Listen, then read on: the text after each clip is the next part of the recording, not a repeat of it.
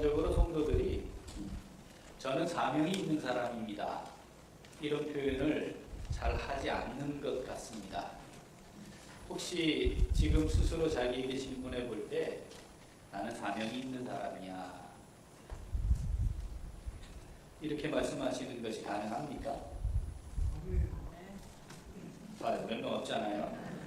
그러니까 이 사명이라는 단어를 어떻게 이해하냐면 특별한 어떤 일을 하는 사람이나 보통 사람들이 하지 못하는 특별한 일을 하게 될 때 이걸 사명이라 이런 단어를 붙이고, 그런 일을 하는 사람들을 사명자 또는 사명감을 가지고 살아가는 사람, 역시 사명감을 가진 분은 달라, 이런 표현들을 하는 것 같습니다. 그런데 사명이라고 하는 단어를 문자적으로 살펴보니까 맡겨진 임무라고 하는 뜻을 가졌습니다. 성경에서 쓰여지기는 직분이라는 말로도 쓰였고요, 맡겨진 직무를 가리킬 때 사명이라는 단어를 썼습니다. 자, 내가 정하고 결정하고 가진 것이라는 의미보다는 누군가로부터 주어진 것이라는 의미가 강한 것이고요, 내가 지금 그것을 감당하고 있긴 하지만 내가 스스로 결정한 것이 아니고 누군가로부터 받은 것이다 라고 하는 것이 기본적인 전제입니다. 자, 하나님께서 사명이라고 하는 단어를 성경에서 사용하시고 또 성도들이 신앙생활을 하면서 이 사명이라고 하는 단어를 사용할 때에 이 사명이 가지고 있는 의미의 본질을 놓치기 때문에 사명감을 가지고 삶을 살아가는 것이 잘 안 되는 것처럼 보입니다. 사명이라는 단어를 가장 정확하게 사용한 경우가 사도 바울의 고백에서 나타납니다. 사도행전 20장 24절인데 우리 알고 있는 말씀이죠. 한번 읽어보겠습니다. 내가 달려갈 길과 주 예수께 받은 사명 곧 하나님의 은혜의 복음을 증언하는 일을 마치려 하기는 나의 생명조차 조금도 귀한 것으로 여기지 아니하노라. 아멘. 여기에 등장을 하죠. 주 예수께 받은 사명. 그게 뭐예요? 은혜의 복음을 증언하는 겁니다. 자, 이건 어떻게 해서 사명이 되었습니까? 사도 바울이 이것이 내 사명이다, 어떻게 이렇게 말하게 됐습니까? 자, 그러면 그걸 알기 위해 앞부분으로 돌아가 봐야 합니다. 사도행전 9장 15절 읽어보겠습니다. 주께서 이르시되 가라, 이 사람은 내 이름을 이방인과 임금들과 이스라엘 자손들에게 전하기 위하여 택한 나의 그릇이라. 아나니아를 통해 눈을 멀게 된 사울에게로 가서 고쳐주라고 말씀하시면서, 아니 이 사람이 어떤 사람인지 아십니까? 라고 말할 때 이 사람이 해하던 교회를 해하던 사람입니다 라고 할 때에 하신 말씀이 주님이 여기에 보면 내 이름을 이방인과 임금들과 이스라엘 자손들에게 전하기 위하여 택한 나의 그릇이라. 그러니까 사도 바울이 사명이다라고 이야기했던 은혜의 복음을 증언하는 일은 처음 주님이 그를 부르시면서 부여했던 임무였던 거죠. 우리가 이야기하는 사명의 시작은 내가 가지고 있는 의지나 계획이 아니고 주님께서 나를 부르시는 것입니다. 그것이 사명의 시작입니다. 그러니까 사명이라는 말은 사명이라고 하는 의미를 이해하기 위해서는 먼저 내가 부르심을 받았다라고 하는 사실을 인정해야 하는 거죠. 하나님이 우리를 부르실 때, 주님이 우리를 부르실 때에 우리를 향한 뜻을 갖고 계시고 그 계획을 수립하고 계시죠. 이미 그것을 통해 하나님의 뜻을 이루기 위해 우리를 부르신 거죠. 그러니까 우리가 부름을 받았다는 말과 곧 사명을 가졌습니다라고 하는 말은 같은 의미입니다. 자, 그럼 우리 모두는 다 사명을 가진 사람들입니다. 이래도 동의가 안 되니까 이 사명감을 가지고 사는 게 얼마나 어렵겠어요. 자, 자, 우리 모두는 다 사명이 있는 사람인 줄로 믿습니다. 우리가 다 사명자들이라는 거죠. 자, 그러면 도대체 이 사명을 따라 살아가는 삶이 어떤 것인가? 주님께서 삶의 모범을 정확하게 보여주셨어요. 주님께서 이 땅에 왜 오셨나요? 저희들을 구원하시기 위해. 그런데 그 방법 자체가 참 이해하기 어렵고 왜 이렇게 하셔야 할까 하는 거였다는 걸 우리가 누누이 살펴보았습니다. 하나님이신데 사람이 되어야 했고 30년 동안은 사람으로 3년 동안은 메시아로 모진 고통 고난 다 받으셔야 했고 조롱과 모욕당하셔야 했고 십자가의 고통까지 지셔야 했고 그리고서라도 그냥 바로 하나님 되심을 선포하면 좋을 텐데 3일 동안 죽음에 머무르셔야 하는 것까지 왜 그렇게 하셔야 했느냐? 왜? 그것이 사명이었기 때문이죠.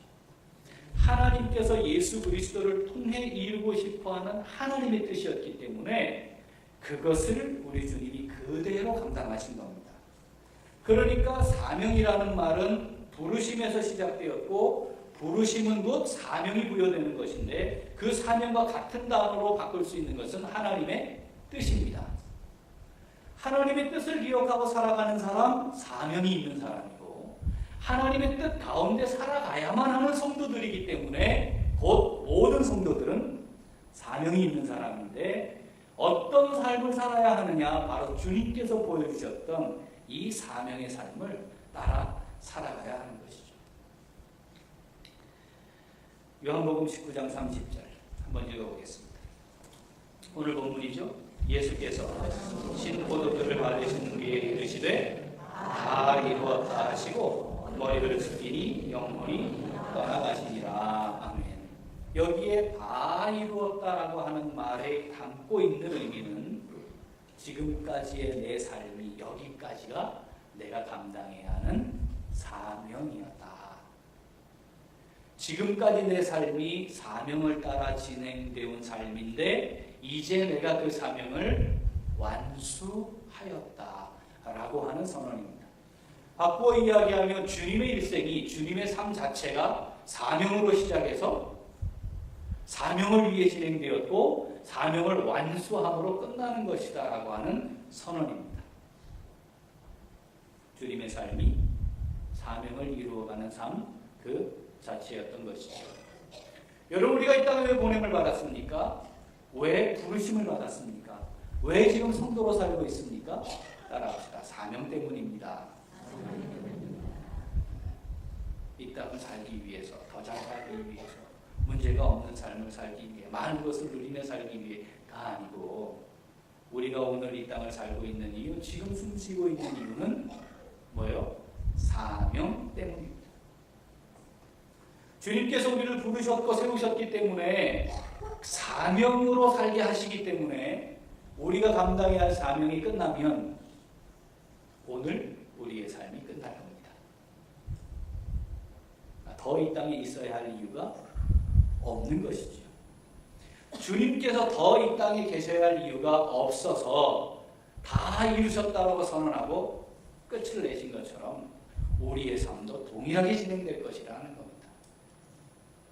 사명 때문에 살고 계십니까? 사명 때문에 이 자리에 계시는 겁니까? 내일은 사명 때문에 살아가게 될 것이라고 믿고 계십니까?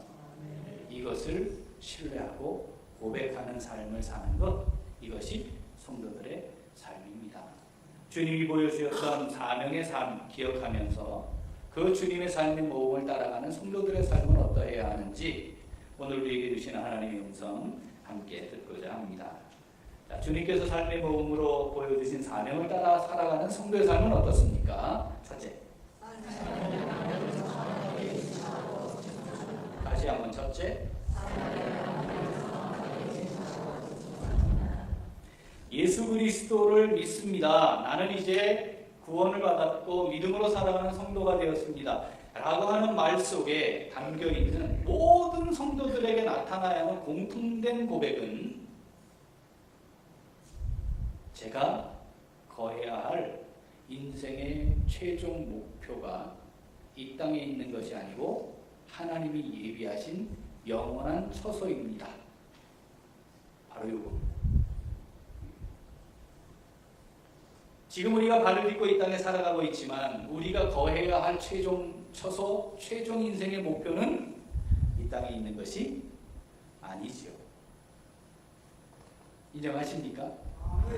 자, 히브리서 11장은 믿음이 어떠한지, 믿음을 따라 살아가는 성도들의 삶이 어떠한지를 보여주고 있는 아주 중요한 말씀인데, 그곳에 믿음을 따라 살아가는 성도들이 공통적으로 고백해야 하는 중요한 본질이 무엇인가를 설명합니다. 히브리서 11장 13절부터 16절 같이 읽어보겠습니다. 이 사람들은 다 믿음을 따라 죽었으며 약속을 받지 못하였으되 그것들을 멀리서 보고 환영하며 또 땅에서는 외국인과 나그네임을 증언하였으니 그들이 이같이 말하는 것은 자기들이 온향 찾는 자임을 나타내니라. 그들이 나옴과 모양을 생각하였더라면 돌아갈 기회가 있었으려니와 그들이 이제는 더 나은 모양을 사모하니 곧 하늘에 있는 것이라. 이러므로 하나님이 그들의 하나님이라 일컬음 받으심을 부끄러워하지 아니하시고 그들을 위하여 한 성을 예비하셨느니라. 아멘.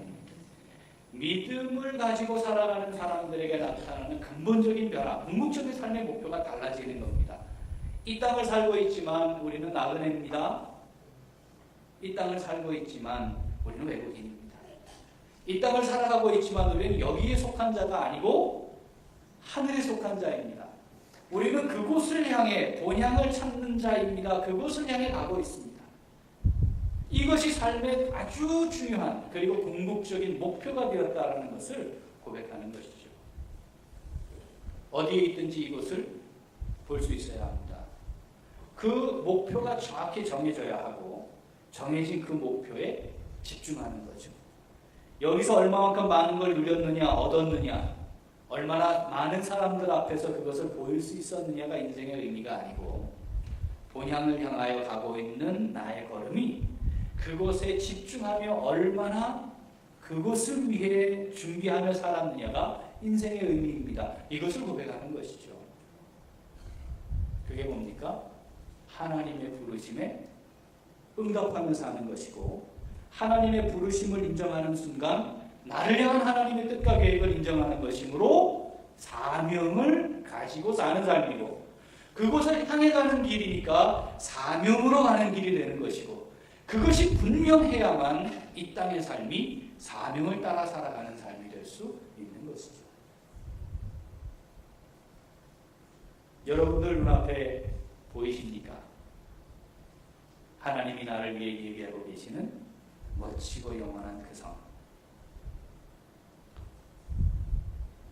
혹시 지금 10년, 20년 적금을 부어가면서 계획하면서 거하게 될 집을 바라보고 계시면서 저것이 내가 살 곳이다, 그것을 꿈꾸고 계시는 분이 계실 수도 있겠는데, 그것보다 더 선명하게 보여야 하는 것이 우리가 거할 영원한 처소입니다. 그것이 보이지 않는 현실 속에 보이는 것들은 이 땅의 삶이 끝나는 바로거나 다 허무한 것으로 끝날 것임을 기억하셔야 합니다. 사냥을 할 때 사냥개를 데리고 가지 않습니까?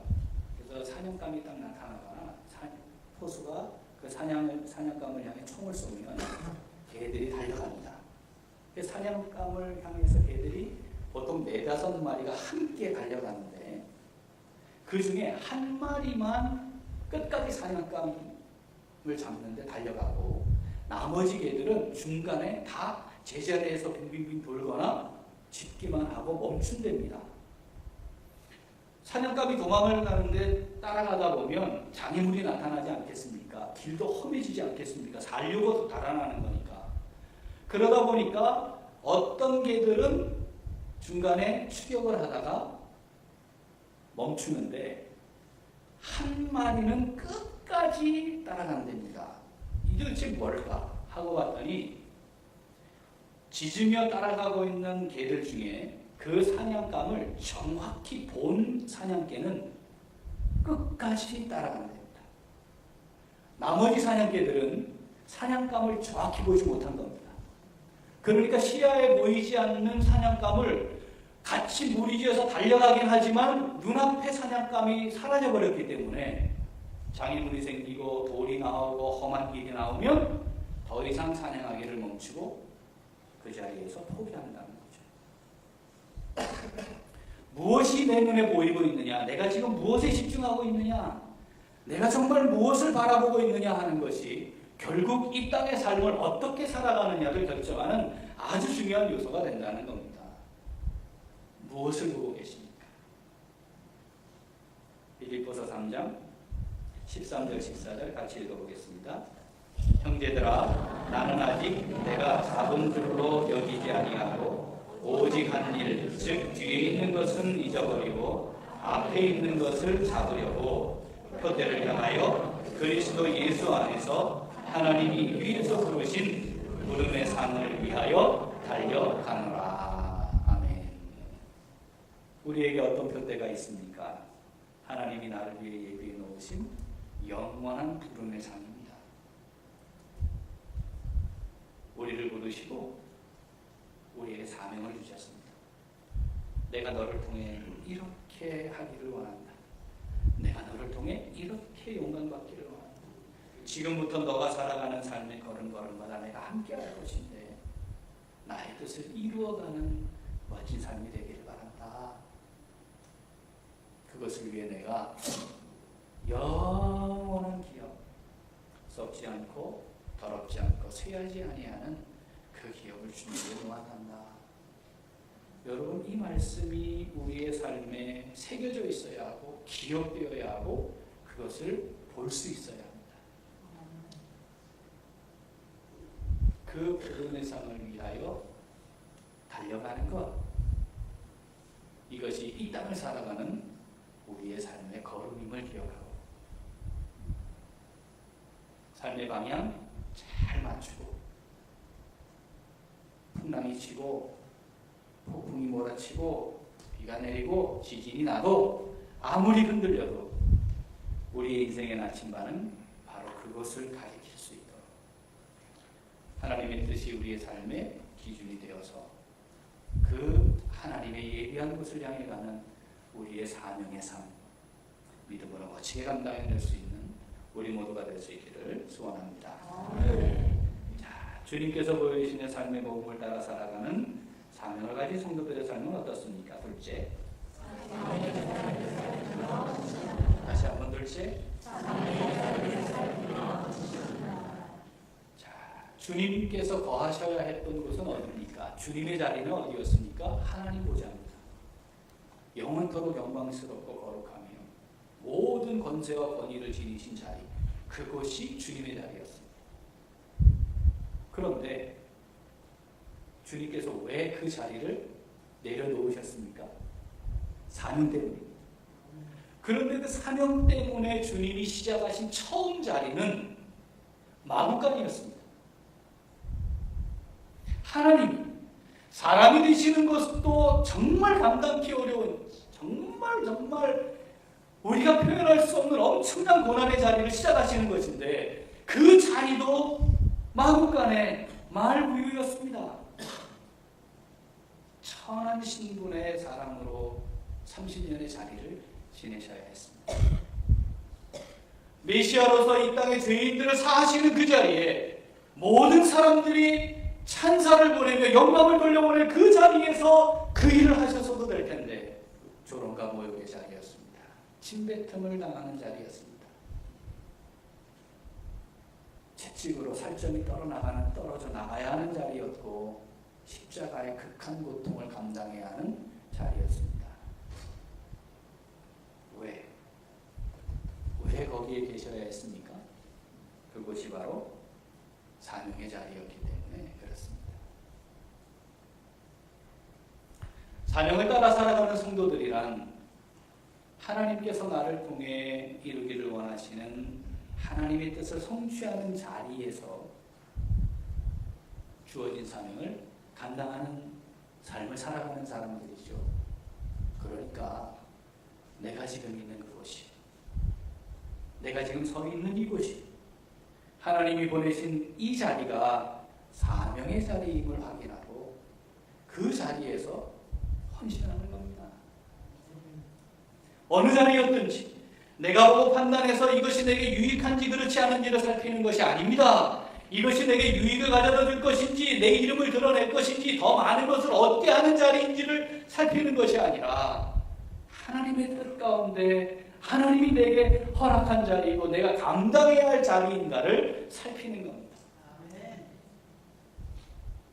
그렇게 사명의 자리에서 주님께서 맡기신 책임을 감당하는 것, 이것이 주님의 삶의 모범을 따라 살아가는 성도들의 마땅한 삶의 모습입니다. 앞으로 우리의 삶이 어떻게 진행될 것 같습니까? 적어도 이 울산은 어떻게 될 것 같습니까? 며칠 전 연구에 의하면 양산단층이 아니라 울산 양산단층이라 해야 맞는다. 더 연구가 돼야겠죠. 여러분, 울산이 굉장히 큰 어려움을 당했습니다. 직접 수혜를 입은 성도들이 우리에게 많지 않아서 느낌이 많이 안 오지만 지금 특수부대원들이 울산에 2,600명이 와 있습니다. 복구를 위해. 아마도 자연재해 때문에 타 지역에 있는 특수부대원들이 파견된 인력 규모로 아마 이게 최대일 것 같습니다. 그만큼 심각합니다. 그런데 이 상황이 무엇 때문에 일어난지 아시죠? 시간당 100mm, 북구에 139mm 내린 비 때문이었습니다. 1시간 30분 정도 집중호우로 내렸던 그것이 이 상황을 만들었거든요. 창세기 1장 6절 7절 한번 읽어보겠습니다. 창세기 1장 6절 7절 하나님이 이르시되 물 가운데 궁창이 있어 물과 물로 나뉘라 하시고 하나님이 궁창을 만드사 궁창 아래의 물과 궁창 위의 물로 나뉘게 하시니 그대로 되니라. 여러분, 처음 하나님이 천지를 창조하실 때 궁창 하늘이 있었고 하늘 아래 궁창 아래에 물이 있었어요. 강, 바다, 지하수 등. 궁창 위에 물이 있었대요. 하늘 위에 물이 있었어요. 실제로 지구과학자들의 연구에 의하면 수증기층이 있었던 것으로 확인이 됩니다. 이 물을 하나님이 두셨다가 노아 시대에 홍수로 내려보내셨죠. 자, 창세기 7장 11절 12절 한번 읽어보겠습니다. 노아가 600세 되던 해 둘째 달, 곧 그달 12된 날이라. 그날에 큰 기품의 샘들이 터지며 하늘의 창문들이 열려 40주야를 비가 땅에 쏟아졌더라. 기품의 샘들이 터졌다. 이건 화산이 폭발한 것이고요. 하늘의 창문들이 열렸다. 창을 왜 만듭니까? 열라고 만든 거 아닙니까? 다 벽으로 안 만들고 창을 두는 것은. 하나님의 디자인은 궁창 위에 물을 두시고 창으로 만들어 놓으셔서 필요시 구하겠다는 거예요. 그 창을 열겠다는 거죠. 그래서 그 물이 땅에 떨어졌어요. 40주야. 이걸 또 계산을 해봤어요. 학자들이. 그랬더니 자, 이번엔 차바가 몰고 온 비가 시간당 몇 미리? 100mm. 제일 많이 내린 것이 139mm. 1시간 30분 내린 비로 집중호우로 이렇게 된 거예요. 노아 홍수가 성경 기록대로 그대로라면 계산해 보니까 시간당 400mm를 40일 동안 쉬지 않고 내린 겁니다. 이거를 다르게 계산을 해보니까 원자폭탄 48만 발을 한 번에 떨어뜨리는 힘이래요. 그러니까 대륙이다 달라지고 격변이 일어날 수밖에 없었던 거죠. 다시 노아 홍수처럼 심판하지 않겠다 하니까 괜찮죠? 고지대에 살고 있으니까 괜찮죠?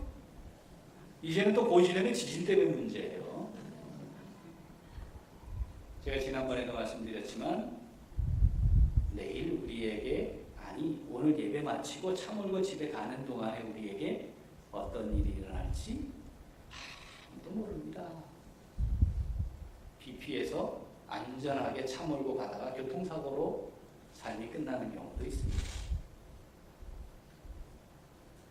결국 우리가 살아가는 삶이라고 하는 것, 그 주권이 내게 있는 것이 아니니까 우리가 서야 할 자리가 사명의 자리여야 우리의 삶이 허무해지지 않습니다. 영상을 좀 보겠습니다.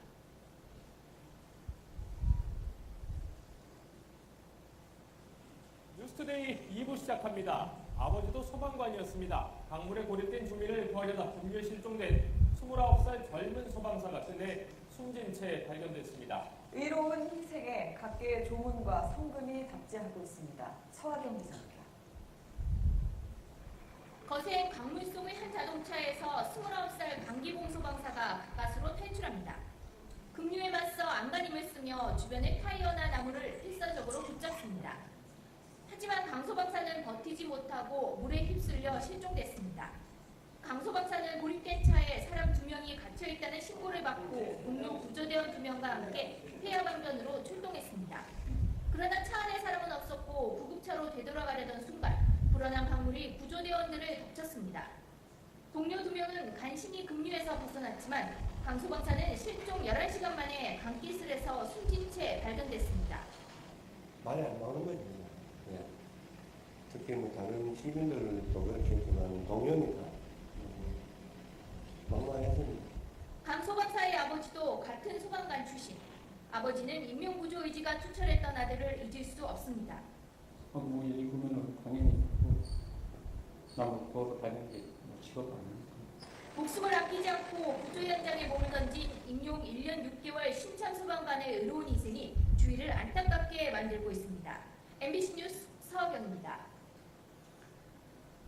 사람이 고립되어 있다는 신고를 받고 출동했습니다. 근데 정작 가보니까 차 안에는 사람이 없었습니다. 다시 나오려고 하는 순간 급류에 휩쓸립니다.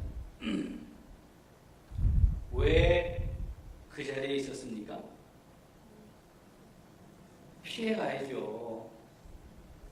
대피해야죠.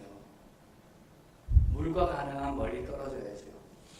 그런데 그분은 왜 거기 있었습니까?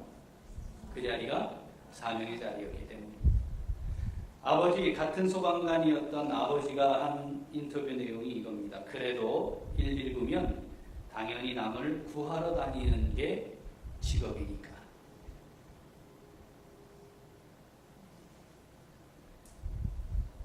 직업의 의미가 무엇인지를 분명히 표현합니다. 남을 구하러 다니는 것이다. 남을 구하는 자리가 사명의 자리입니다. 있어야 할 것이 바로 그것인 거죠.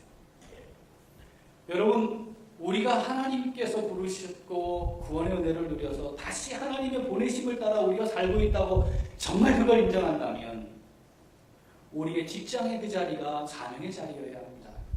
돈을 버는 자리, 내게 무엇을 주는 자리, 더 많은 걸 얻는 자리, 그런 자리가 아니고 그 자리가 사명의 자리여야 합니다. 하나님이 보내신 자리이기 때문에 그곳에서 하나님이 뭘 하실지를 기억하고 살피며 그곳에서 하나님이 이루고 싶어하는 일을 이루어드리는 사명의 자리여야 합니다. 혹시 그것이 내 생명을 내어놓아야 하는 자리가 될지 몰라도 그럼에도 불구하고 사명의 자리를 지켜야 하는 것이죠. 하나님이 우리를 부르셨습니다. 그리고 우리에게 사명을 주셨습니다. 그리고 우리는 그 사명을 따라 살아가는 사람들입니다. 언제까지? 이 땅의 삶이 끝나는 하나님이 계획하시고 있는 때까지 어디를 바라보며 하나님이 예비하신 영원한 소서 내가 구할 그곳을 바라보며 이 세상의 자리가 우리를 유혹합니다. 왜 힘든 그 길을 가냐 하니? 왜 그 자리에 네가 있어야 하니? 왜 어렵고 고통스러운 그걸 사서하니? 적당히 피하고 적당히 살아가야 하지 않니? 왜 너 혼자 그 짐을 다 져야 하니? 그러나 사명을 따라 이 땅에 오셔서 사명을 따라 살아가시고 너의 십자가를 지고 나를 따라야 한다고 하시는 주님의 말씀을 기억하는 성도들은 걸음걸음마다 내가 사명의 자리에 여기에 있습니다. 주님, 저를 여기 세우셨으면 제가 이 자리에서 사명을 감당하는 자로 살다가 주님 앞에 서겠습니다. 이 고백으로 살아야 하는 것이죠. 주님이 그것을 우리에게 분명하게 보여주셨고 우리는 그것을 눈으로 직접 보지 못했지만 믿음의 눈으로 보았고 그리고 그 은혜 때문에 내가 살았음을 고백하는 성도들이기에 사명의 자리를 잘 살피고 사명의 자리에서 헌신하는 삶을 살다가 됐다. 내가 너에게 주었던 사명 여기까지다. 그래 내가 너를 불렀고 너를 통해 하고 싶어하는 일이 여기까지다. 됐다. 수고 많았다. 고생했다. 이제 내가 너를 위해 예비한 이 영원한 처소로 오거라. 그 하나님의 음성 앞에서 이 땅의 삶을 아름답게 마무리하고 주님처럼 다 이루었다. 당당하게 서는 못할 수도 있지만 그러나 주님 사명 따라 살다가 여기까지 왔습니다. 여기까지 인도하시니 감사합니다. 그 고백하고 우리 자녀들, 자손들 앞에서 너희들도 사명을 따라 살다가 예비한 처소에서 다시 보자꾸나. 그렇게 믿음의 유산을 남길 수 있는 우리 모두가 될 수 있기를 소원합니다.